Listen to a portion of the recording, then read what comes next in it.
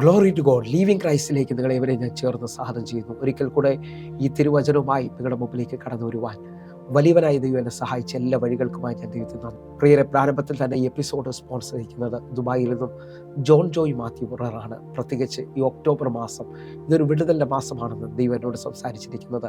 എസ്തേറിന്റെ മേളിൽ അധികം ഫേവർ വെളിപ്പെട്ടതുപോലെ 10ാമത്തെ മാസം ദൈവം അവളെ രാജ്ഞിയാക്കിയതുപോലെ നിങ്ങളുടെ ജീവിതത്തിനകത്ത് അർഹിക്കാത്ത ചിലത് വെളിപ്പെടുമെന്ന് ഞാൻ വിശ്വസിക്കുന്നു. അങ്ങനെ ഉണ്ടെങ്കിൽ ഈ എപ്പിസോഡ് സ്പോൺസർ ചെയ്യുന്നത് ദുബായിൽ നിന്ന് ജോൺ ജോയ് മാത്യു ബ്രദറാണ്. തൻ്റെ പ്രാർത്ഥന വിഷയം എന്ന് പറയുന്നത് ഒക്ടോബർ 8-ാം തീയതി. ഈ ഒക്ടോബർ 8-ാം തീയതി തൻ്റെ കുടുംബ വിഷയമായി കോടതിയിൽ ഒരു കേസ് നടക്കുകയാണ്. നമുക്ക് ഒരുമിച്ച് ചേർന്നുകൊണ്ട് ഈ മകൻ്റെ നീതിക്ക് വേണ്ടി, ദൈവം നീതിയോടെ വിധിക്കുന്നവനാണല്ലോ, ദൈവം ഒരു അനുകൂലത ഈ മകന് വേണ്ടി വെളിപ്പെടുത്തേണ്ടതിനായിട്ട് നമുക്ക് ഒരുമിച്ചൊന്ന് പ്രാർത്ഥിക്കാം. ഞാൻ ഇങ്ങനെ തന്നെ വിശ്വസിക്കുന്നു, ദൈവം യോജിപ്പിച്ചതിനെ മനുഷ്യന് വേർതിരിക്കാൻ കഴിയത്തില്ല. ദൈവത്തിൻ്റെ ശക്തി ഇതിനകത്ത് വെളിപ്പെട്ട് വരാൻ പോയി. ഞാൻ വചനം പറഞ്ഞാണ് നമ്മൾ ഒരുമിച്ച് പ്രാർത്ഥിക്കാൻ പോകുന്നത്. നമുക്കൊരുമിച്ച് ഈ മകന് വേണ്ടി പ്രാർത്ഥിക്കാം. കോടതിയിൽ ദൈവം ഇറങ്ങിയെന്ന് പറയാൻ, ദൈവത്തിൻ്റെ ശക്തി വെളിപ്പെട്ടെന്ന് പറയുവാൻ, ദൈവം അത്ഭുതം ചെയ്തെന്ന് പറയാനായിട്ട്. കർത്താവേ, അങ്ങയുടെ നീതി അങ്ങ് വെളിപ്പെടുത്തണമേ. ഒരുമിച്ച് എല്ലാവരും ഒന്ന് പ്രാർത്ഥിക്കുക. ഈ മണിക്കൂറുകളിൽ ഈ മകൻ ബലപ്പെടട്ടെ. ഈ ദിവസങ്ങളിൽ ദൈവത്തിൻ്റെ വലിയ കരം കാണട്ടെ. കണ്ണുകൾ അടയ്ക്കാം, പ്രാർത്ഥിക്കാം. ഞങ്ങളെ സ്നേഹിക്കുന്ന ഞങ്ങളുടെ നല്ല ദൈവമേ, പൂർണ്ണ ഹൃദയത്തോടെ ഞങ്ങൾ ഒരുമിച്ച് ചേർന്ന് ജോൺ ജോയ് മാത്യു ബ്രദറായി പ്രാർത്ഥിക്കുന്നു. അത്ഭുതം ചെയ്യണമേ, അതിശയം ചെയ്യണമേ. ഞാൻ വിശ്വസിച്ചുകൊണ്ട് പ്രാർത്ഥിക്കുമ്പോൾ ഈ ഒക്ടോബർ 8 തൻ്റെ ജീവിതത്തിനകത്ത് ഒരു അത്ഭുതമാക്കണമേ അപ്പ. എൻ്റെ ദൈവം ആളയച്ച് യോസെഫിനെ കുണ്ട്രയിൽ നിന്ന് വിടുവിച്ചതുപോലെ ഇപ്പോൾ ദൈവം ഈ മകന് വേണ്ടി കരുതാൻ പോവുകയാണ്. ഇതുവരെയും കാണാത്ത ചിലത് ദൈവം വെളിപ്പെടുത്തണമേ അപ്പ. യേശുവിൻ നാമത്തിൽ പ്രാർത്ഥിക്കുന്നു. പ്രത്യേകിച്ച് തൻ്റെ മാതാവിനും പിതാവിനുമായി പ്രാർത്ഥിക്കുന്നു. അധികം ബലം വരണമേ അപ്പ. ഈ കുടുംബത്തിനകത്ത് വാഗ്ദത്തങ്ങളെ വെളിപ്പെടുത്തണമേ. ഞാൻ ഒന്നുകൂടെ ഒന്ന് വിശ്വസിച്ചുകൊണ്ട് വചനം പറയുന്നു, ദൈവം യോജിപ്പിച്ചതിനെ മനുഷ്യന് വേർതിരിക്കാൻ കഴിയത്തില്ല. ദൈവപ്രവൃത്തി വെളിപ്പെട്ടതിനായി സ്തോത്രം. യേശുവിൻ നാമത്തിൽ പ്രാർത്ഥിക്കുന്നു, കേൾക്കണം പിതാവേ, ആമേൻ. പ്രിയരെ, അനുഗ്രഹിക്കപ്പെട്ട ഒരു എപ്പിസോഡിലോട്ട് ഞങ്ങളെ സ്വാഗതം ചെയ്തു. കടന്നു വന്നാട്ടെ. പ്രിയരെ, മാറ്റമില്ലാത്ത ദൈവത്തിൻ്റെ തിരുവചനവുമായി ഒരിക്കൽ കൂടെ നിങ്ങളുടെ മുമ്പിലേക്ക് കടന്നു വരുവാൻ വലിയവനായ ദൈവം എന്നെ സഹായിച്ച എല്ലാ വഴികൾക്കുമായി ഞാൻ ദൈവത്തിന് നന്ദി പറയുന്നു. എൻ്റെ കഴിവോ എൻ്റെ മിടുക്കോ അല്ല പ്രിയരെ, കർത്താവിൻ്റെ കരുണയാണ് ഓരോ പ്രാവശ്യവും നിങ്ങളുടെ മുമ്പിലേക്ക് കടന്നു വരുവാൻ എന്നെ സഹായിക്കുന്നത്. ആ നിലയിൽ ഇന്ന് ഈ വചനം കേൾക്കുമ്പോൾ വചനത്തിന് ദൈവത്തോളം ശക്തിയുണ്ടെന്ന് തിരിച്ചറിയുന്നവരുണ്ടെങ്കിൽ നല്ലൊരു ഇരിപ്പിടം ഉറപ്പാക്കി നിങ്ങൾ പ്രാർത്ഥനയോടെ ഈ വചനത്തെ ഏകാഗ്രഹത്തോടെ വളരെ ശ്രദ്ധയോടെ നിങ്ങൾ സ്വീകരിക്കുമെങ്കിൽ ആവർത്തന പുസ്തകം 28-ാം അധ്യായത്തിൽ ആരംഭത്തിൽ പറയുന്നത്, നിന്നെ സകല ജാതികൾക്കും മീതെ ദൈവം ഉന്നതമാക്കും എന്നുള്ളതാണ്. വിശ്വസിക്കാൻ പറ്റുമെങ്കിൽ ഈ വചനത്തിനകത്ത് ആഴമായി ശ്രദ്ധിക്കുന്ന ചിലരോട് ഞാൻ വിളിച്ചു പറയുന്നു, സങ്കീർത്തനം 1-ാം അധ്യായത്തിൽ ഞാൻ വിശ്വസിക്കുന്ന പോലെ ദൈവത്തിൻ്റെ വചനത്തിൽ സന്തോഷിക്കുന്ന ദൈവമക്കള് അവരാറ്റരുകത്ത് നട്ടിരിക്കുന്നതും തക്കകാലത്ത് ഫലം കായ്ക്കുന്നതും ഇലവാടാത്ത വൃക്ഷം പോലെയുമായിരിക്കും. അവർ ചെയ്യുന്നതൊക്കെയും സാധിക്കും. നിങ്ങളുടെ ജീവിതത്തിനകത്ത് സീസണുകളെ നിങ്ങൾക്ക് ഈ ദൈവവചനത്തിൻ്റെ അടിസ്ഥാനത്തിൽ മാറ്റിമറിക്കാൻ കഴിയും. കണ്ണുനീരിൻ്റെ അനുഭവത്തിലാണോ, തടസ്സത്തിൻ്റെ അനുഭവത്തിലാണോ നിങ്ങൾ കേൾക്കുന്നത്? ദൈവവചനം കേട്ടുകൊണ്ടിരിക്കുമ്പോൾ തന്നെ ഒരു പുതിയ സീസൺ നിങ്ങളുടെ ജീവിതത്തിനകത്ത് ദൈവം തുറക്കുകയാണ്. അത് കർത്താവ് തരുന്ന സീസണുകളാണ്. ഞാൻ ആത്മാവിൽ ഇങ്ങനെ ഒന്ന് വിളിച്ചു പറയാം, 38 വർഷമായി കുളക്കടവിൽ കിടക്കുന്നവൻ ഒരു വഴിയില്ലെന്ന് പറഞ്ഞുകൊണ്ടിരിക്കുമ്പോഴും അവൻ്റെ അടുക്കലേക്ക് യേശു കർത്താവ് വന്നിട്ട് കർത്താവിൻ്റെ ശബ്ദത്താൽ അവൻ എഴുന്നേൽക്കുന്നത് പോലെ ഇത് നിങ്ങളുടെ ജീവിതത്തിനകത്തൊരു സീസണാണെന്ന് മനസ്സിലാകാമെങ്കിൽ ഈ ദൈവശബ്ദത്തിനകത്ത് നിങ്ങളുടെ എഴുന്നേൽപ്പുകൾ സംഭവിക്കും. ഒന്നുകൊണ്ടൊന്ന് ഞാൻ ആത്മാവിൽ വിളിച്ചു പറയാം, ഒഴിഞ്ഞ പടങ്ങൾ നിറയ്ക്കുന്ന ഒരു സീസൺ. രാത്രി മുഴുവൻ അധ്വാനിച്ചു, ഒന്നും കിട്ടിയിട്ടില്ല. ഇന്നലകളിൽ നോക്കി, ഒന്നും നടന്നില്ല. ഇപ്പോൾ ഈ ദൈവവചനം കേട്ടുകൊണ്ടിരിക്കുമ്പോൾ തന്നെ നിങ്ങളുടെ ജീവിതത്തിനകത്ത് ചില നിറവുകളുടെ അനുഭവം, പെട്ടെന്ന് പച്ചവെള്ളം വീഞ്ഞാകുന്നത് പോലെ എല്ലാം തീർന്നു എന്ന് പറയുന്നിടത്ത് ഒരു അത്ഭുതം പ്രതീക്ഷിക്കാൻ പറ്റുമെങ്കിൽ ഇതാ എൻ്റെ കർത്താവിൻ്റെ കരം നിങ്ങൾക്ക് വേണ്ടി വെളിപ്പെടുകയാണ്. ഒന്നുകൂടെ പറഞ്ഞാൽ, യോഹന്നാന്റെ സുവിശേഷം 1-ാം അധ്യായം 1-ാമത്തെ വാക്യം പറയുന്നു, ആദിയിൽ വചനം ഉണ്ടായിരുന്നു, വചനം ദൈവത്തോടു കൂടെയായിരുന്നു, വചനം ദൈവമായിരുന്നു. എന്നെ കേൾക്കുന്നവരെ, വചനം ദൈവമായിട്ട് ഒരു പ്രാവശ്യം കൂടെ വിശ്വസിക്കുകയും സ്വീകരിക്കുകയും ചെയ്യുമെങ്കിൽ നിങ്ങളുടെ ജീവിതത്തിനകത്ത് അത്ഭുതങ്ങളെ ദൈവം ചെയ്യും. വചനത്തിന് അത്രത്തോളം ശക്തി ഉണ്ടെന്ന് നാം തിരിച്ചറിയുകയും ഏറ്റെടുക്കുകയും ചെയ്യുമെങ്കിൽ യോഹന്നാന്റെ സുവിശേഷം 1:4 പറയുന്നു, അവനിൽ ജീവൻ ഉണ്ടായിരുന്നു, ആ ജീവൻ മനുഷ്യരുടെ വെളിച്ചമായിരുന്നു. ഈ വചനത്തിനകത്ത് ജീവനുണ്ട്. യോഹന്നാന്റെ സുവിശേഷം 6-ാം അധ്യായത്തിൽ യേശു കർത്താവ് പറയാണ്, ഞാൻ നിങ്ങളോട് സംസാരിച്ച വചനം ജീവനും ആത്മാവുള്ളതാണ്. നിങ്ങൾ വിശ്വസിക്കുന്നവരാണെങ്കിൽ ഈ വചനം കേട്ടുകൊണ്ടിരിക്കുമ്പോൾ നിങ്ങളുടെ ജീവിതത്തിനകത്ത് ജീവൻ വെളിപ്പെട്ട് വരാൻ പോകുകയാണ്. സൗഖ്യത്തിൻ്റെ തലങ്ങൾ തുറന്നു വരാൻ പോകുന്നു. അത്ഭുതത്തിൻ്റെ തലങ്ങൾ തുറന്നു വരാൻ പോകുന്നു. കാരണം അവസാനിച്ചെന്ന് പറയുന്നിടത്ത് ഇതാ പുതിയ ജീവൻ വെളിപ്പെട്ട് വരികയാണ്. യോഹന്നാനിൽ തന്നെ 6-ാം അധ്യായത്തിൽ വ്യക്തമായി പറയുന്നു, എന്നെ തിന്നുന്നവൻ എൻ മുഖാന്തരം ജീവിക്കും. എൻ്റെ കൂടെ ചേർന്നുകൊണ്ട് ഈ ജീവിപ്പിക്കുന്ന വചനത്തിനകത്ത് ഒരുമിച്ചൊന്ന് വിശ്വസിക്കാൻ പറ്റുമെങ്കിൽ ഇതാ പാതയെ തുറക്കുന്ന ദൈവത്തിൻ്റെ വചനത്തിൻ്റെ ശക്തി നിങ്ങളുടെ മുമ്പിൽ വെളിപ്പെട്ട് വരാൻ പോകുകയാണ്. 119 സങ്കീർത്തനം 130 വാക്യം പറയും, നിന്റെ വചനത്തിന്റെ വികാസനം പ്രകാശപ്രദമാകുന്നു, അത് അല്പബുദ്ധികളെ ബുദ്ധിമാന്മാരാക്കും. ഈ വചനത്തിന് വികാസനം ഉണ്ടായാൽ ഇത് പ്രകാശപ്രദമാണ്. നിന്റെ ആതിരുകളെ വിശാലമാക്കും. ദൈവത്തിന്റെ വലിയ പ്രവർത്തികൾ നീ കാണാൻ തുടങ്ങും. നീ എവിടെയാണോ പരാജയമെന്ന് പറഞ്ഞുകൊണ്ടിരുന്നത്, അവിടെ ഇതാ ദൈവത്തിന്റെ വചനത്തിന്റെ ശക്തി നിങ്ങളുടെ ജീവിതത്തെ മാറ്റിമറിക്കുവാൻ പോവുകയാണ്. ഒന്നുകൂടെന്ന് പറഞ്ഞു കഴിഞ്ഞാൽ, ഞാൻ ആത്മാവിൽ ഇങ്ങനെ വിശ്വസിക്കുന്നു, ഈ വചനം നിവർത്തീകരിക്കേണ്ടതിന് വേണ്ടി എൻ്റെ ദൈവം തന്നെ വ്യാപരിക്കാൻ തുടങ്ങും. ഹല്ലേലൂയ. യിരെമ്യാ പ്രവാചകന്റെ പുസ്തകം 1-ാം അധ്യായം അതിന്റെ 12-ാമത്തെ വാക്യം പറയുന്നു, നീ കണ്ടത് ശരി തന്നെ, എൻ്റെ വചനം നിവർത്തീകരിക്കേണ്ടതിന് ഞാൻ തന്നെ ജാഗരിച്ചു കൊള്ളും. വചനം നിവർത്തീകരിക്കപ്പെടുന്നതാണ്. ഈ വചനം കേട്ടുകൊണ്ടിരിക്കുന്ന നിങ്ങളോട് ഞാൻ ആത്മാവിൽ വിളിച്ചു പറയാം, ഈ വചനം അയക്കപ്പെട്ടതാണ്. അയക്കപ്പെട്ട വചനത്തിന്റെ പ്രത്യേകത അത് അതിന്റെ കാര്യം തികച്ചിട്ട് മാത്രമേ തിരിച്ചു പോകത്തുള്ളൂ. യെശയ്യാവ് 55-ാം അധ്യായത്തിൽ പറയുന്നു, പിതാവിന്റെ ആദരത്തിൽ നിന്ന് പുറപ്പെടുന്ന വചനം അതിന്റെ ഇഷ്ടം തികച്ച് അതിന്റെ കാര്യം സാധിപ്പിച്ചിട്ട് മാത്രമേ മടങ്ങി പോകത്തുള്ളൂ എന്ന് വിശ്വസിക്കുന്നവരുണ്ടെങ്കിൽ, ഈ വചനം ഇന്ന് നിങ്ങൾക്ക് വേണ്ടി എവിടെ നിന്നാണോ നിങ്ങൾ ശ്രദ്ധിക്കുന്നത്, നിങ്ങൾ ഇപ്പോൾ തന്നെ റിസീവ് ചെയ്യാൻ തക്കവണ്ണം ഈ കേൾക്കുന്ന വചനം ആമേൻ എന്നൊന്ന് പറഞ്ഞുകൊണ്ട് നിങ്ങൾ സ്വീകരിക്കുന്നവരാണെങ്കിൽ, നിങ്ങളുടെ ജീവിതത്തിനകത്ത് അസാധാരണമായ ദൈവപ്രവൃത്തികൾ സംഭവിക്കും.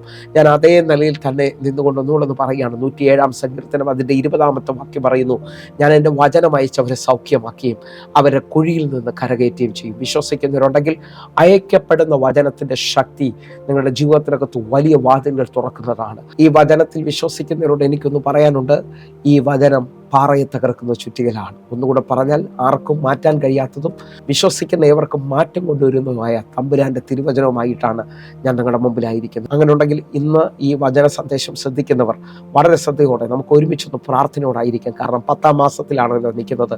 ഈ 10-ാം മാസം ആരംഭത്തിൽ ദൈവം എന്നോട് ശക്തമായി സംസാരിച്ചു. എന്നെ കേൾക്കുന്നവരെ, 10-ാം മാസം 1-ാം തീയതി മുതൽ 40 ദിവസം ഉപവാസത്തിന് വേണ്ടി ആഗ്രഹിക്കുകയും പ്രാർത്ഥിക്കുകയും ചെയ്യുന്നു. ചില ദിവസങ്ങൾ മുമ്പോട്ട് പോവുകയാണ്. എന്നെ കേൾക്കുന്നവരുണ്ടെങ്കിൽ ഈ ദിവസങ്ങളിൽ പ്രാർത്ഥിക്കാനായി നിങ്ങൾ ഒരുങ്ങണം, പ്രാർത്ഥിക്കാനായിട്ട് വിളിക്കണം. നേരിട്ട് കാണാൻ പറ്റുന്നുണ്ടെങ്കിൽ ഒരുമിച്ച് കാണാൻ നിങ്ങൾ തയ്യാറാകണം. കർത്താവിൻ്റെ വലിയ കരം നമുക്ക് വേണ്ടി വെളിപ്പെട്ട് വരികയാണ്. ആ നിലയിൽ ഈ 10-ാമത്തെ മാസം ദൈവം എന്നോട് സംസാരിച്ച ചില കാര്യങ്ങൾ ഞാൻ നിങ്ങളുമായി പങ്കുവയ്ക്കുകയാണ്. നന്മയ്ക്കായി ഒരടയാളം വെളിപ്പെട്ട് വരും. വിശ്വസിക്കുന്നവരുണ്ടെങ്കിൽ നിങ്ങളുടെ ജീവിതത്തിനകത്ത് എല്ലാം തീർന്നു എന്ന് പറയുന്നിടത്ത് ദൈവത്തിൻ്റെ പ്രവൃത്തികൾ സംഭവിക്കാൻ പോവുകയാണ്. നിങ്ങളുടെ ജീവിതത്തിനകത്ത് ആഴങ്ങൾ തുറന്നു വരാൻ പോവുകയാണ്. കഴിഞ്ഞ സെപ്റ്റംബർ മാസം 24-ാം തീയതി ആയപ്പോൾ ദൈവം സംസാരിക്കാൻ തുടങ്ങി. ഹഗായി പ്രവചനം 2-ാം അധ്യായം അതിൻ്റെ 18-19 വാക്യങ്ങളാണ് ദൈവം എന്നോട് സംസാരിച്ചത്. നിങ്ങൾ ഇന്ന് തൊട്ട് മുമ്പോട്ട് ദൃഷ്ടി വയ്ക്കുവാൻ 9-ാം മാസം 24-ാം തീയതി മുതൽ യഹോവയുടെ മന്ദിരത്തിൽ അടിസ്ഥാനമിട്ട ദിവസം തുടങ്ങി കാലത്തിൽ തന്നെ ദൃഷ്ടി വയ്ക്കുവാൻ. 19-ാമത്തെ വാക്യം, വിത്തിനിയും കളപ്പുരയിൽ കിടക്കുന്നുവോ? മുന്തിരിവള്ളിയും അത്തിവൃക്ഷവും മാതളവും ഒലിവും കായ്ക്കുന്നില്ലയോ? ഇന്നു മുതൽ ഞാൻ നിങ്ങളെ അനുഗ്രഹിക്കും. 18-ാമത്തെ വാക്യത്തിൽ നിന്ന്, ഇന്നു മുതൽ നിങ്ങൾ മുമ്പോട്ട് ദൃഷ്ടി വയ്ക്കുവാൻ. 9-ാം മാസം 24-ാം തീയതി മുതൽ നിങ്ങൾ മുമ്പോട്ട് ദൃഷ്ടി വയ്ക്കുവാൻ എന്നാണ് കർത്താവ് പറയുന്നത്. എന്നിട്ട് അതിനകത്ത് ഒന്നുകൂടെ ഒരു ഉറപ്പ് തന്നു. 19-ാമത്തെ വാക്യത്തിനകത്ത്, ഇതാ വിത്ത് കളപ്പുരയിൽ കിടക്കുന്നുവോ? എന്നിട്ട് 4 കാര്യങ്ങളാണ് താഴോട്ടുള്ള വാക്യങ്ങളിൽ വീണ്ടും ഒരു ക്വസ്റ്റ്യൻ മാർക്കായി വെളിപ്പെടുത്തിയിരിക്കുന്നത്. മുന്തിരിവള്ളിയും അത്തിവൃക്ഷവും ഒലിവും മാതളവും, ഈ 4 കാര്യങ്ങൾ നിങ്ങൾക്ക് ഫലം തരാതെ നിൽക്കുകയാണോ? നിങ്ങൾ വിശ്വസിക്കുന്നവരുണ്ടെങ്കിൽ നമ്മുടെ ജീവിതത്തിനകത്ത് വിത്ത് എവിടെയാണ് ഇരിക്കേണ്ടത്? വിത്ത് വിധേയപ്പെടേണ്ടതാണ്. പക്ഷേ വിത്ത് വിധേയപ്പെടാതിരിക്കുമ്പോൾ മുന്തിരിവള്ളിയും മാതളവും അത്തിവൃക്ഷവും ഒലിവും ഫലം തരാതെ നിൽക്കും. എന്ന് പറഞ്ഞാൽ നന്മ വെളിപ്പെടേണ്ടതൊന്നും വെളിപ്പെടാതെ എല്ലാം തീർന്നു എന്ന് പറഞ്ഞുകൊണ്ട് നിൽക്കുമ്പോൾ കർത്താവ് പറയാണ്, സാഹചര്യത്തിലല്ല ഞാൻ നിൽക്കുന്നത്, എൻ്റെ കർത്താവ് ഇന്നു മുതൽ അനുഗ്രഹിക്കാൻ പോവുകയാണ്. ഇന്നു മുതൽ ഞാൻ നിന്നെ അനുഗ്രഹിക്കും. എന്നെ കേൾക്കുന്നവരുണ്ടെങ്കിൽ ഒരുമിച്ച് എൻ്റെ കൂടെ ഈ വചന സന്ദേശം കേട്ടുകൊണ്ടിരിക്കുമ്പോൾ തന്നെ നിങ്ങളുടെ ജീവിതത്തിനകത്ത് ഒരു അനുഗ്രഹം വെളിപ്പെട്ട് വരണം. നിങ്ങളുടെ ജീവിതത്തിനകത്ത് എല്ലാം തീർന്നു എന്ന് പറയുന്നിടത്ത് ചില ആരംഭങ്ങൾ സംഭവിക്കണം. കർത്താവ് അത് ചെയ്യാൻ ശക്തനാണ്. ഇസ്രായേൽ മക്കൾ ചെങ്കടലിന് മുമ്പിൽ എല്ലാം തീർന്നു, മരിക്കാൻ പോകുന്നു എന്ന് പറഞ്ഞപ്പോൾ ഒരു കിഴക്കൻ കാറ്റുകൊണ്ട് ഒരു പുതുവഴി അവർക്ക് വേണ്ടി ചെങ്കടലിന് നടുവിൽ തുറക്കാൻ കഴിയുമെങ്കിൽ, ഇന്ന് നിങ്ങളുടെ ജീവിതത്തിനകത്ത് അവസാനിച്ചു എന്ന് പറയുന്ന എല്ലാ മേഖലയിലും ഒരു പുത്തൻ വഴിയെ കർത്താവ് നിങ്ങൾക്ക് വേണ്ടി തുറന്നു തരാൻ പോകുകയാണ്. എൻ്റെ കൂടെ വിശ്വസിക്കുന്നവരുണ്ടെങ്കിൽ വീണ്ടും പ്രാർത്ഥിക്കണം. ഇതാ 24-ാം തീയതി കഴിഞ്ഞ് ഞാൻ വീണ്ടും മുമ്പോട്ട് പ്രാർത്ഥിച്ചു തുടങ്ങുന്നു. 27-ാം തീയതി വൈകിട്ടായപ്പോൾ കർത്താവ് എന്നോട് വീണ്ടും കണക്കുകൾ സംസാരിക്കാൻ തുടങ്ങി. എൻ്റെ കൂടെ വിശ്വസിക്കുന്നവരുണ്ടെങ്കിൽ 10-ാമത്തെ മാസത്തിൽ ഫേവറുകൾ തുറന്നു വരാൻ പോകുകയാണ്. 10-ാമത്തെ മാസത്തിൽ അസാധാരണമായ ദൈവപ്രവൃത്തികൾ സംഭവിക്കാൻ പോകുകയാണ്. ഉൽപ്പത്തി പുസ്തകം 8-ാം അധ്യായത്തിൽ നിന്ന് കർത്താവ് എന്നോട് സംസാരിക്കാൻ തുടങ്ങി. ഉൽപ്പത്തി പുസ്തകം 8-ാം അധ്യായം 1-ാമത്തെ വാക്യത്തിലേക്ക് നമ്മൾ വരികയാണ്.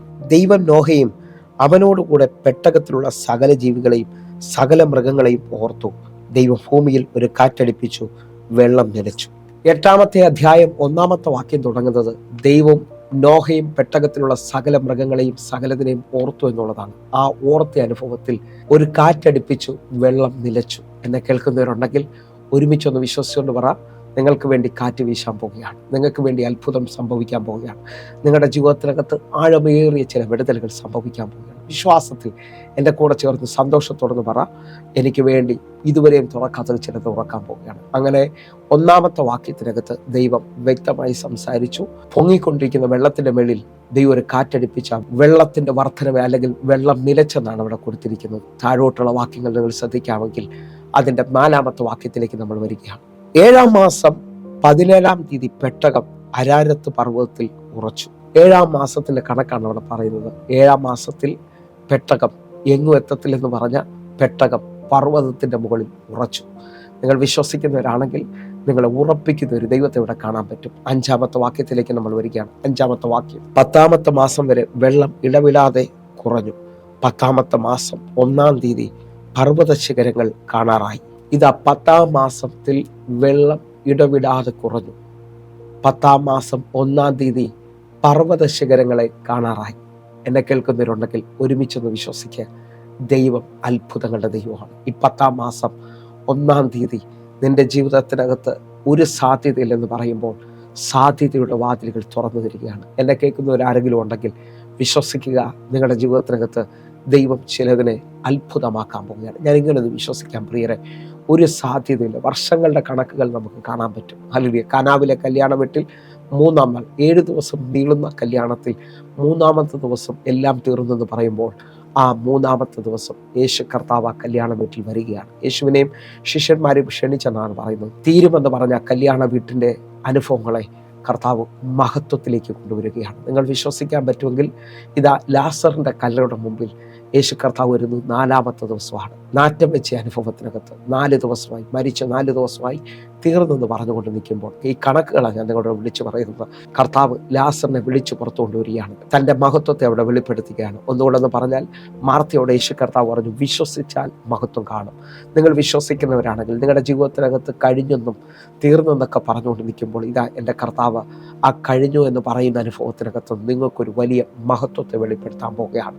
എൻ്റെ കൂടെ ഈ സമയത്ത് പ്രാർത്ഥിക്കണം. കർത്താവെ, അങ്ങയുടെ മഹത്വം ഈ 10-ാമത്തെ മാസം ഞങ്ങൾ കാണാൻ പോവുകയാണ്. തീർന്നെന്ന് പറഞ്ഞുകൊണ്ടിരിക്കുന്ന അനുഭവത്തിൽ എല്ലാ മേഖലയിലും ദൈവം ഒരു അത്ഭുതം ചെയ്യാൻ പോകുന്നു. ഒന്നുകൂടെ നിങ്ങൾ ശ്രദ്ധിച്ചു നോക്കുക. 38 വർഷം ഒരു കൊളക്കടവിൽ ഒരു മനുഷ്യൻ കിടക്കുകയാണ്. ഞാൻ ആത്മാവിൽ ഇങ്ങനെ നിങ്ങളോട് വിളിച്ചു പറയാം, ചില വർഷങ്ങൾ കയ്യോ കാലോ വയ്യാത്ത അനുഭവത്തിലേക്ക് വന്നാൽ നമ്മൾ ആ സാഹചര്യത്തോടങ്ങ് ചേരും. ഹല്ലേലൂയ. കൈക്ക് ചെയ്യാൻ പറ്റാത്തത് കാലുകൊണ്ട് ചെയ്തു തുടങ്ങും. എന്നാൽ 38 വർഷമായി ഈ മനുഷ്യൻ മാത്രം സൗഖ്യത്തിന് വേണ്ടി അവിടെ കാത്തു കിടക്കുകയാണ്. അവൻ സാഹചര്യത്തോട് ചേർന്നിട്ടില്ല. യേശു കർത്താവ് അവൻ്റെ അടുക്കലേക്ക് വരികയാണ്. നിങ്ങൾ വിശ്വസിക്കുന്നവരാണെങ്കിൽ ഇന്ന് ഞാൻ നിങ്ങളെ നോക്കി ഒരു ആത്മാവിൽ ദൂത് കൈമാറുകയാണ്. നിങ്ങൾ ദൈവത്തിന് വേണ്ടിയാണ് കാത്തിരിക്കുന്നതെങ്കിൽ 25-ാം സങ്കീർത്തനം 3-ാമത്തെ വാക്യം പറയുന്നു, അവനെ കാത്തിരുന്ന ഒരുവനും ലജ്ജിച്ചു പോകത്തില്ല, വെറുതെ ദ്രോഹിക്കുന്നവർ ലജ്ജിച്ചു പോകും. നിങ്ങൾ വിശ്വസിക്കുന്നവരാണെങ്കിൽ, നിങ്ങൾ കാത്തിരിക്കുന്നവരാണെങ്കിൽ, നിങ്ങളിതാ ചില അടയാളങ്ങൾ, ചില നന്മകൾ കാണാൻ പോകുക. ഈ മനുഷ്യൻ എന്നെ ആ കുളത്തിലോട്ടൊന്ന് ഇറക്കാൻ സഹായമായി ആരുമില്ലെന്ന് പറയുമ്പോൾ എൻ്റെ യേശു കർത്താവ് പറയാണ്, നിന്റെ കാത്തിരിപ്പിനകത്ത് ഈ 38 വർഷം നീ മടുക്കാതെ നിന്നുകൊണ്ട് നിന്നെ എഴുന്നേൽപ്പിക്കാൻ ഞാൻ നേരിട്ട് വരികയാണ്. വിശ്വസിക്കുന്നവരുണ്ടെങ്കിൽ ഞാൻ ഇങ്ങനെ ഈ എപ്പിസോഡിന് നോക്കി വിളിച്ചു പറയും, നീണ്ട വർഷങ്ങൾ കാണാതെ നിന്നതിനകത്തുനിന്ന് ഇന്ന് നിങ്ങളുടെ ജീവിതത്തിനകത്ത് ഒരു എഴുന്നേൽപ്പിൻ്റെ ദിവസമായി മാറുകയാണ്. എൻ്റെ കർത്താവ് നേരിട്ട് നിങ്ങൾക്ക് വേണ്ടി വെളിപ്പെട്ട് വരികയാണ്. നിങ്ങൾ ചിലത് കാണാൻ പോവുകയാണ്. നിങ്ങളുടെ ജീവിതത്തിനകത്ത് ചില അടയാളങ്ങൾ വെളിപ്പെട്ട് വരാൻ പോവുകയാണ്. ഞാൻ ആത്മാവിൽ ഇങ്ങനെ തന്നെ വിളിച്ചു പറയും, ഈ 10-ാമത്തെ മാസം നീ നന്മയുടെ അടയാളങ്ങൾ കാണും. നിന്റെ ജീവിതത്തിനകത്ത് ചിലത് കാണാൻ തുടങ്ങിയാണ്. ഹല്ലേലൂയ. യേശു കർത്താവ് അവനോട് പറയാണ്, നിന്റെ പ്രാർത്ഥന എന്ന് പറയുന്നത് ആ കുളത്തിലേക്ക് ആരെങ്കിലും സഹായിക്കണം എന്നുള്ളതാണ്. ഇനി സഹായിക്കാനല്ല, നീ ഇപ്പോൾ തന്നെ ചോദിച്ചതിനേക്കാൾ വലിപ്പമായതൊന്ന് അനുഭവിക്കുന്നു. കിടക്കയെടുത്ത് നടക്കുക. വിശ്വസിക്കുന്നവരുണ്ടെങ്കിൽ നിങ്ങളുടെ ജീവിതത്തിനകത്ത് നന്മയ്ക്കായി ഒരു അടയാളം കർത്താവ് ചെയ്യാൻ പോകുന്നു. കർത്താവിൻ്റെ കരം നിങ്ങൾക്ക് വേണ്ടി വെളിപ്പെടാൻ പോകുകയാണ്. ഞാൻ ആത്മാവിൽ ഇങ്ങനെ വിളിച്ചു പറയുന്നു, ദൈവം നേരിട്ട് ചിലവർക്ക് വേണ്ടി വെളിപ്പെടാൻ പോവുകയാണ്. വർഷങ്ങൾ നടക്കാഞ്ഞത്, വർഷങ്ങൾ വിടുതലേക്ക് വരാഞ്ഞത്, ഞാൻ ഒന്നുകൂടെ ഒന്ന് വിളിച്ചു പറയാം, തിമായുടെ മകനായ ഭൃത്യമായി, അവൻ കുരുട്ട് കണ്ണുകളുള്ളവനാണ്. അവൻ്റെ ജീവിതത്തിൽ വലിയ ആഗ്രഹമാണ് കാഴ്ച പ്രാപിക്കണമെന്നുള്ളത്. അവന് വേണ്ടി യേശു കർത്താവ് ഇതാ ആ വഴിത്തരയിലൂടെ നടക്കുകയാണ്. എന്നെ കേൾക്കുന്നവരുണ്ടെങ്കിൽ നിങ്ങളുടെ ജീവിതത്തിനകത്ത് ഇന്നത്തെ ദിവസത്തിൽ അല്ലെങ്കിൽ ഈ മാസത്തിൽ ഒരു നന്മയുടെ അടയാളം വെളിപ്പെട്ട് വരും. കാരണം നിങ്ങളുടെ നിലവിളിയിൽ, നിങ്ങളുടെ പ്രാർത്ഥനയിൽ ദൈവം വഴി തുറക്കാൻ പോകുകയാണ്.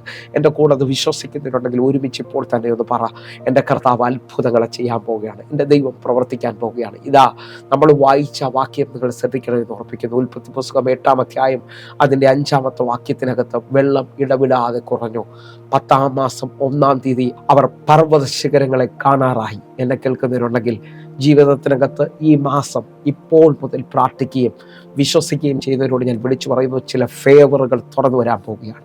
നിങ്ങൾ വിശ്വസിച്ചതിനേക്കാൾ അപ്പുറത്തായി ദൈവം നിങ്ങളെ അത്ഭുതകരമായി നടത്താൻ പോവുകയാണ്. ഞാൻ ഇനി അങ്ങോട്ട് ഒന്ന് ഈ 10-ാമത്തെ മാസത്തെക്കുറിച്ചൊന്ന് തൊടുകയാണ്. 10-ാമത്തെ മാസത്തെക്കുറിച്ച് പറയുമ്പോൾ അടുത്ത 6-ാമത്തെ വാക്യത്തിൽ നാം കാണുന്നത്, 6-ാമത്തെ വാക്യം നമ്മളൊന്ന് വായിക്കാൻ പോവുകയാണ്. 40 ദിവസം കഴിഞ്ഞ ശേഷം നോഹ താൻ പെട്ടകത്തിനകത്ത് ഉണ്ടാക്കിയിരുന്ന കിളിവാതിൽ തുറന്നു.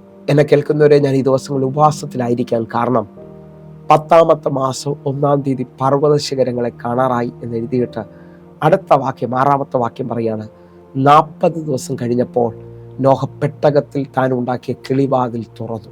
നിങ്ങൾ വിശ്വസിക്കുന്നവരാണെങ്കിൽ നിങ്ങളുടെ ജീവിതത്തിനകത്ത് ദൈവം ചില കിളിവാതിലുകൾ തുറക്കാൻ പോവുകയാണ്. ചില വലിയ സാധ്യതകൾ തുറക്കാൻ പോവുകയാണ്. ഇത് നിങ്ങൾ വിശ്വസിക്കുന്നവരാണെങ്കിൽ സൈന്യത്താലല്ല, ശക്തിയാലല്ല, ദൈവത്തിൻ്റെ ആത്മാവിനാൽ സംഭവിച്ചു എന്ന് പറയാൻ തക്കവണ്ണം, യഹോവയാൽ സംഭവിച്ചു എന്ന് പറയാൻ തക്കവണ്ണം നിങ്ങളുടെ ജീവിതത്തിനകത്ത് ചില വാതിലുകൾ തുറന്നു വരാൻ പോവുകയാണ്. നിങ്ങളുടെ ജീവിതത്തിനകത്ത് ചില വിടുതലുകൾ സംഭവിക്കാൻ പോവുകയാണ്. 10-ാമത്തെ മാസം തുടങ്ങിയുള്ള ദിവസങ്ങൾ ഒരുമിച്ച് എൻ്റെ കൂടെ പ്രാർത്ഥിക്കുന്നവരുണ്ടെങ്കിൽ പ്രാർത്ഥിക്കണം. ഈ വചനം നിങ്ങളെ തൊടുന്നു എന്ന് വിശ്വസിക്കുന്നവരുണ്ടെങ്കിൽ ഈ മിനിറ്റുകളിൽ നിങ്ങൾ വിശ്വാസത്തെ പറയണം, ദൈവം എന്നെ തൊടും, ദൈവത്തിൻ്റെ പ്രവൃത്തി ഞാൻ കാണും, ദൈവത്തിൻ്റെ കരം ഞാൻ കാണും. വിശ്വാസത്തോടെ എൻ്റെ കൂടെ ചേർന്നുകൊണ്ട് പറ, ദൈവത്തിൽ നിന്ന് ഒരു അത്ഭുതത്തെ ഞാൻ പ്രതീക്ഷിക്കുകയാണ്.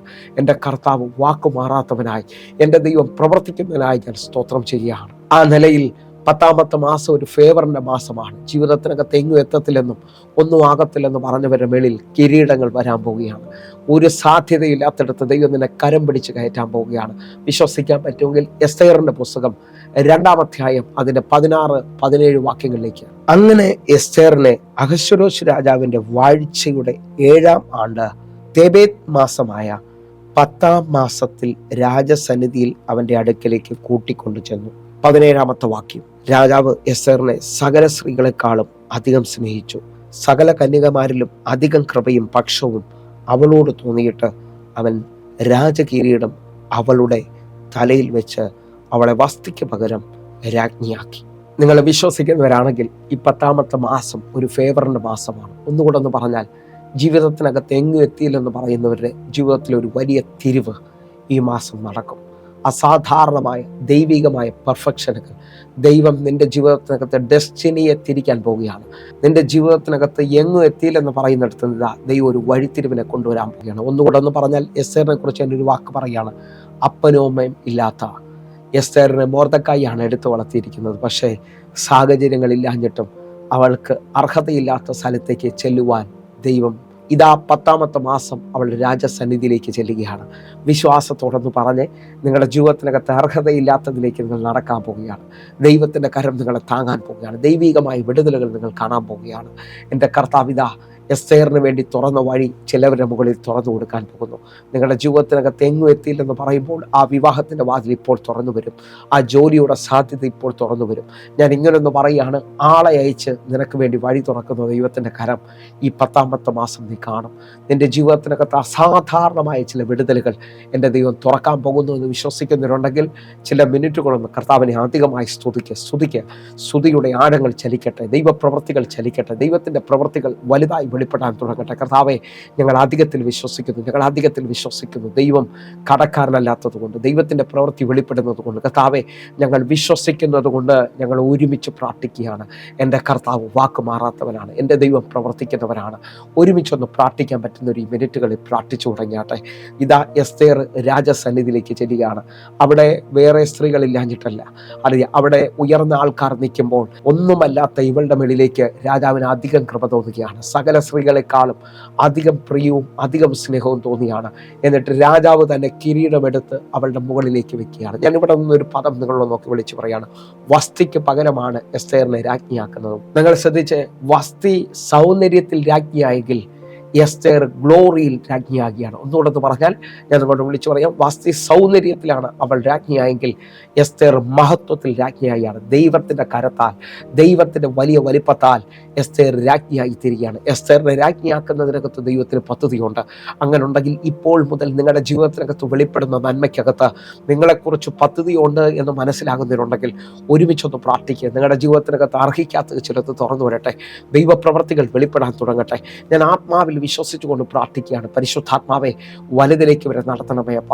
ഇവരുടെ ജീവിതത്തിനകത്ത് അർഹതയില്ലാത്തത് ചിലതിലേക്ക് വെളിപ്പെടുത്തണമേ അപ്പ. ഞങ്ങൾ ഒരുമിച്ച് ഈ 10ാമത്തെ മാസം വലിയത് ഒന്ന് വിശ്വസിക്കുന്നു. അങ്ങനെ വിശ്വസിക്കുന്നതിനോട് എനിക്കൊന്ന് പറയാനുണ്ട്. ഈ വചനത്തിനകത്ത് നിങ്ങൾ ഉറയ്ക്കണം.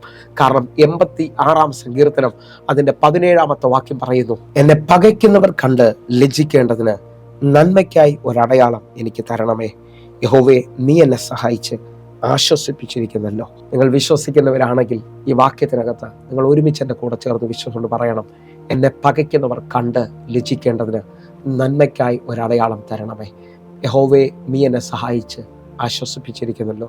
ദൈവത്തോട് നമ്മൾ വാസ്തവമായി നമ്മുടെ വിഷയങ്ങൾ പറഞ്ഞ് നമ്മൾ ദൈവത്തിന് വേണ്ടിയാണ് കാത്തിരിക്കുന്നതെങ്കിൽ നിങ്ങൾ ലജ്ജിച്ചു പോകത്തില്ല കേട്ടോ. നന്മയുടെ അടയാളങ്ങൾ വെളിപ്പെട്ടു വരും.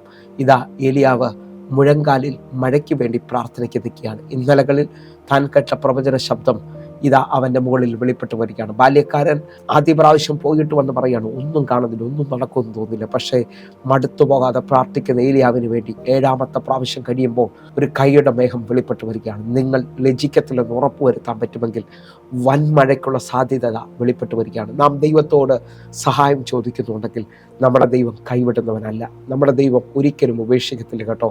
ഒന്നുകൂടൊന്ന് ഒരു പദം ഞാൻ നിങ്ങളോട് വിളിച്ചു പറയുകയാണ്. യെശയ്യാ പ്രവാചകന്റെ പുസ്തകം 64-ാം അധ്യായം അതിൻ്റെ 4-ാമത്തെ വാക്യം, നീയല്ലാതെ ഒരു ദൈവം തന്നെ കാത്തിരിക്കുന്നതിന് വേണ്ടി പ്രവർത്തിക്കുന്നത് പണ്ട് മുതലേ ആരും കേട്ടിട്ടില്ല, ഗ്രഹിച്ചിട്ടുമില്ല, കണ്ണുകൊണ്ട് കണ്ടിട്ടുമില്ല. ദൈവത്തിന് വേണ്ടി നിൽക്കുന്ന, ദൈവത്തോട് പ്രാർത്ഥിക്കുന്ന, ദൈവത്തോട് ആവശ്യങ്ങൾ പറയുന്ന ഒരു ഭക്തന് വേണ്ടിയുള്ള വാക്യമാണ്. നീയല്ലാതെ ഒരു ദൈവം, നീയല്ലാതെ ഒരു ദൈവം തന്നെ കാത്തിരിക്കുന്നവർക്ക് വേണ്ടി പ്രവർത്തിക്കുന്നത് പണ്ട് മുതലേ ആരും കേട്ടിട്ടില്ല, ഗ്രഹിച്ചിട്ടില്ല, കണ്ണുകൊണ്ട് കണ്ടിട്ടുമില്ല.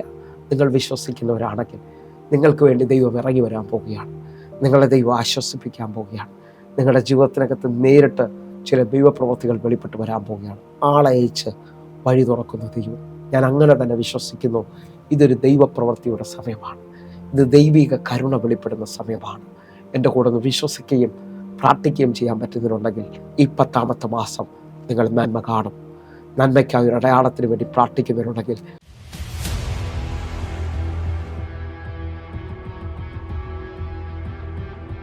ഈ 72 മണിക്കൂർ പ്രാർത്ഥന എനിക്കും എൻ്റെ കുടുംബത്തിനും വലിയ അനുഗ്രഹമാണ്.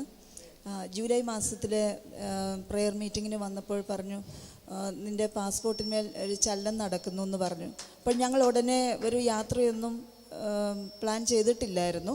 പക്ഷേ ഇവിടുന്ന് കേട്ട ദൂതിൻ്റെ അടിസ്ഥാനത്തിൽ ഹസ്ബൻഡ് എന്നോട് പറഞ്ഞു. അപ്പം ഞാൻ പറഞ്ഞു, ഇവിടുന്ന് ഇങ്ങനെ പറഞ്ഞിട്ടുണ്ട്. അപ്പം ഞങ്ങൾ US വിസ അപ്ലൈ ചെയ്തു. സാധാരണ നമ്മൾ അപ്ലൈ ചെയ്ത് 1.5 വർഷം കഴിഞ്ഞ് ഇൻ്റർവ്യൂവിന് ക്ഷണിക്കാറുള്ളൂ. പക്ഷേ ഞാൻ കഴിഞ്ഞ മാസം ഇവിടെ വരുന്നത് ബയോമെട്രിക് കഴിഞ്ഞിട്ടാണ്. അത് ഞങ്ങൾക്ക് ചെന്നൈയിലായിരുന്നു. അത് കഴിഞ്ഞ് വീണ്ടും ഇവിടുന്ന് ആ മീറ്റിംഗ്, കഴിഞ്ഞ മാസത്തെ മീറ്റിംഗ് കഴിഞ്ഞ് ഉടനെ പോയതും ഇൻ്റർവ്യൂ അറ്റൻഡ് ചെയ്യാൻ. അപ്പോൾ പാസ്റ്റർ പ്രാർത്ഥിച്ച് പറഞ്ഞു, അടുത്ത മാസം ഇവിടെ വന്ന് സിസ്റ്റർ സാക്ഷ്യം പറയുന്നു. പ്രാർത്ഥനയുടെ ഫലമായി ഞങ്ങൾക്ക് ഒരാഴ്ച കഴിഞ്ഞപ്പോൾ B1 B2 വിസ 10 വർഷത്തേക്കുള്ളത് സ്റ്റാമ്പ് ചെയ്തു. കാരണം US വിസ അത് അപ്ലൈ ചെയ്തിട്ടുണ്ടെങ്കിൽ അറിയാം, 70% റിജക്ഷൻ റേറ്റ് കൂടുതലാണ്. മറ്റ് ഇപ്പം BFSലോ അവിടെ മറ്റ് രാജ്യങ്ങളിലേക്ക് പോകുന്നതിൻ്റെ ആ ഇൻ്റർവ്യൂ പോലെയല്ല, നമുക്കൊരു ഫോൺ പോലും കൊണ്ടുപോകാൻ പറ്റുന്നത്. ഭയങ്കര സ്ട്രിക്റ്റാണ് അവിടെ. പക്ഷേ ഞങ്ങളുടെ മുമ്പിൽ നിന്ന് ഒരുപാട് പേര്, നമുക്ക് അപ്പം തന്നെ അറിയാം കിട്ടുമില്ല എന്ന്. എല്ലാവരുടെയും പാസ്പോർട്ട് തിരിച്ചു കൊടുക്കും. ഞങ്ങളുടെ മാത്രം സേഫ് ട്രാവൽസ് പറഞ്ഞ് അവിടെ പാസ്പോർട്ട് എടുത്ത് വെച്ചു. ഒരാഴ്ച കഴിഞ്ഞപ്പോൾ കൊറിയറിൽ ഞങ്ങൾക്ക് വിസ അടിച്ചു വന്നു. ഒത്തിരിയും പ്രാർത്ഥിച്ചതിന് ഒത്തിരിയും നന്ദി. ഒന്ന് കര ഉയർത്തിപ്പിടിച്ചോണ്ടെന്ന് പറഞ്ഞാട്ടെ. കർത്താവേ, അങ്ങ് ചെയ്യുന്ന അത്ഭുതത്തിനായി നന്ദി. പ്രത്യേകിച്ച് ഹല്ലേലൂയ 2 ആഴ്ച കൊണ്ടൊക്കെ അത് കിട്ടുക എന്ന് പറയുന്നത് അത് ദൈവം ചെയ്തത് മാത്രമേ ഞങ്ങൾ വിശ്വസിക്കുന്നുള്ളൂ. ഒരുമിച്ചൊന്ന് കർത്താവിന് നന്ദി പറയുകയാണ്. കർത്താവിന് ചെയ്തതിനായി നന്ദി. കർത്താവെ, ഞങ്ങൾ ഒരുമിച്ച് സഹോദരിക്ക് വേണ്ടി പ്രാർത്ഥിക്കുന്നു. ഈ സാക്ഷ്യം പറഞ്ഞത് മാത്രമല്ല, ഇനിയൊരു വർദ്ധനവിൻ്റെ സാക്ഷ്യമായി, ഇനിയൊരു അനുഗ്രഹത്തിൻ്റെ സാക്ഷ്യമായി ഈ മകള് ഇതിനകത്ത് കടന്നു വരുന്നതിനായി സ്തോത്രം. ആമേൻ, ആമേൻ, ആമേൻ.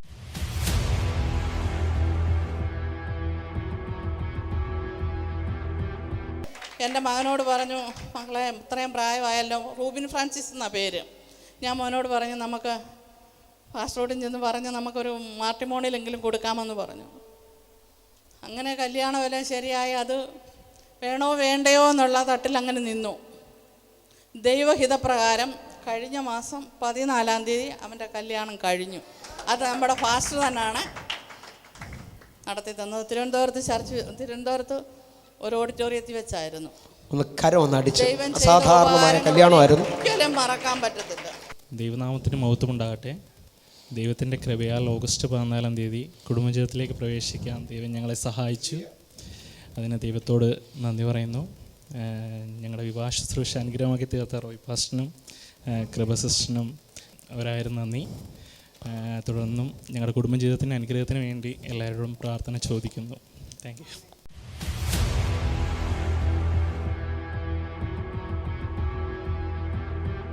ജീസസ് ഒരു ഭയങ്കര സാക്ഷിയായിട്ടാണ് വരുന്നത്. ഒരു മാസം എൻ്റെ ആശുപത്രിയിൽ ഞാനും കൂടെ ഉണ്ടായിരുന്നു.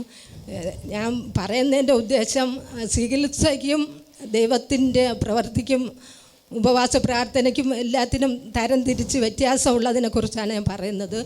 ഒരു മാസം കൂടെ ഇരുന്നിട്ടും ഒരു വിടുതലുണ്ടായില്ല.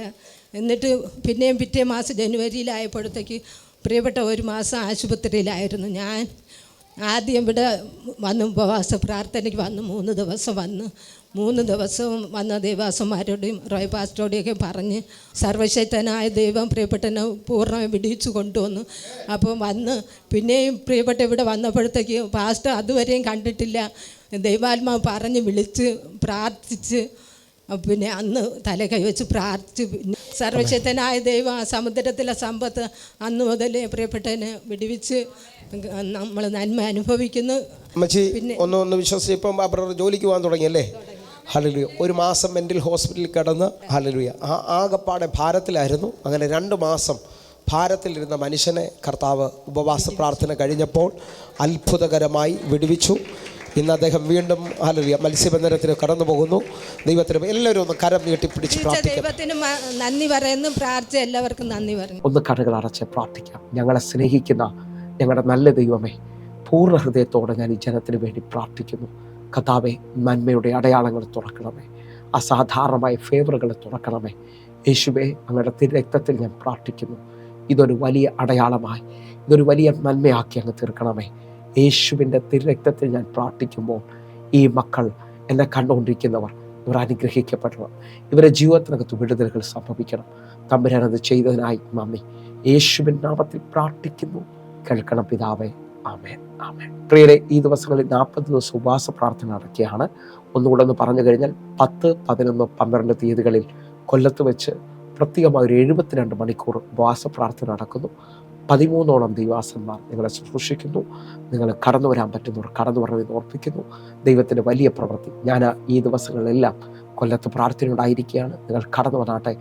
വലിയ ദൈവപ്രവൃത്തിക്ക് വേണ്ടി നിങ്ങൾ ഒരുങ്ങണം. അതേപോലെ തന്നെ ഈ കാണുന്ന നമ്പറുകളിൽ നിങ്ങൾ വിളിക്കുകയും പ്രാർത്ഥനാ വിഷയങ്ങൾ പറയുകയും ചെയ്യണമെന്ന് ഓർപ്പിക്കുന്നു. ഞാനും നിങ്ങൾക്ക് വേണ്ടി പ്രാർത്ഥിക്കാൻ തയ്യാറാണ്.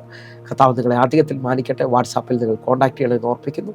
ദൈവത്തിൻ്റെ പ്രവൃത്തി വെളിപ്പെട്ട് വരട്ടെ. എങ്കിൽ അടുത്ത ദിവസം കാണും വരെയും സ്വർഗത്തിലെ ദൈവം നിങ്ങളെ കാക്കുമാറാകട്ടെ. God bless you. ആമേൻ.